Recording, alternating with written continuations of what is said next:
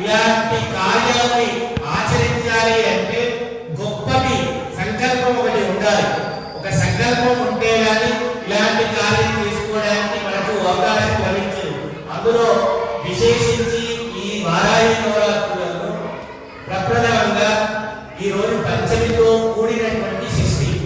అంటే పంచమి తిథి వారాహి దేవికి ఎంతో ప్రీతికరమైనటువంటి వారాహి దేవి యొక్క నామాలలో పంచమి అనేటువంటి ఒక నామం కూడా వస్తూ ఉంటుంది కనుక అలాగే షష్ఠి తిథి, ఈ షష్ఠి తిథి ఆషాఢ మాసంలో ఎప్పుడైతే ఉద్భవించిందో ఆనాడు సాక్షాత్తు కుమారస్వామి షణ్ముఖుడు సుబ్రహ్మణ్య స్వామి అవతరించినటువంటి దినం.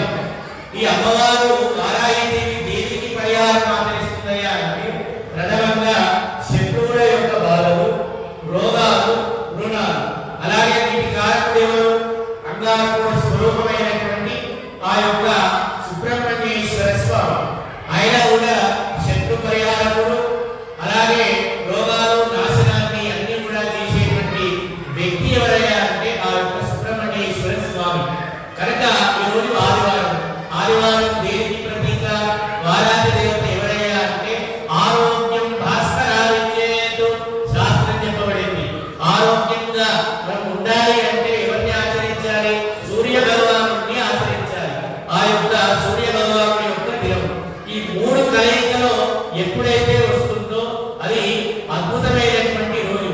ఆ రోజు ఎవరైతే అమ్మవారిని కుమారస్వామిని ఆచరిస్తారో వారికి కోరినటువంటి కోరికలన్నీ కూడా నెరవేరి ఇక పరమందు ఎప్పుడు కూడా దివ్యమైనటువంటి భోగ భాగ్యములు అష్టైశ్వర్యము ప్రాప్తిస్తాయి అని చెప్పి మనకు సాక్షాత్తు భాగవతంలో చెప్పబడినటువంటి కనుక ఒకానొక సమయంలో కుమారస్వామి పార్వతీదేవి ఈ రోజు ఉపవసించి ఆరాధించినటువంటి దినం.